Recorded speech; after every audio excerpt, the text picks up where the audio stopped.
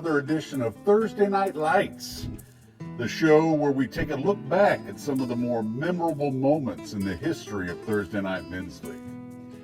It was week 7 of the 2022 campaign, and me and my partner, Mike DerManuel, found ourselves in desperate need of a hot round in order to stay in league contention. As luck would have it, we got paired with 2 players from the Far East who were more than willing to oblige. Okay, guys, obviously one of those classic bad news, good news type matches today. The bad news is my partner Mike DerManuel and I got our asses kicked in pretty much every phase of the game. The good news is we still came out on top thanks to Guan Kung 2 and her partner Guan Kung 5 signing a woefully incorrect scorecard.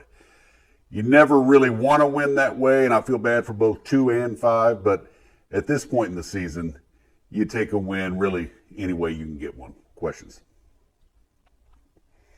Well, I knew Kung 2 was a good player and has been for a long time, but I had no idea Kung 5 had that much game. You know, between 2's length off the tee and 5's touch around the greens, coupled with my partner Mike's vanity index, I knew early on we were in big trouble.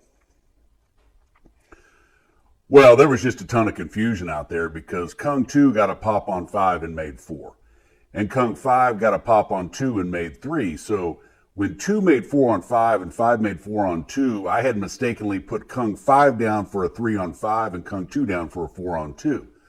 So with the strokes, 5 went 3 net 2 on 2 and 2 went 4 net 3 on 5. But I mistakenly flip-flopped their scores on the card, giving 2 a 3 net 2 on 2 and 5 a 4 net 3 on 5. So when the smoke cleared, 2 went 4 for 3 on 3 of the holes that 5 went 5 for 4 on, except for the 2 on 2 that 2 made, which was a hell of a birdie. No, I said Kung 5, not hole 5. Try to keep up. Well, when I got in the card after 5, even I was starting to get confused. So I asked my partner Mike what 2 just made, and he said 5. And I said, no, 2. And he said, how could 5 make a 2 when I just saw a 3-putt from 4 feet for 5? So I said, screw it, and put 5 down for a 5 net 4 and 2 down for a 5 net 5. And that's when Mike admitted for the first time all day that he actually had no idea which Kung was 5 and which Kung was 2. Well, I only knew because 5 was wearing a surgical mask and 2 was wearing 2. There at the last?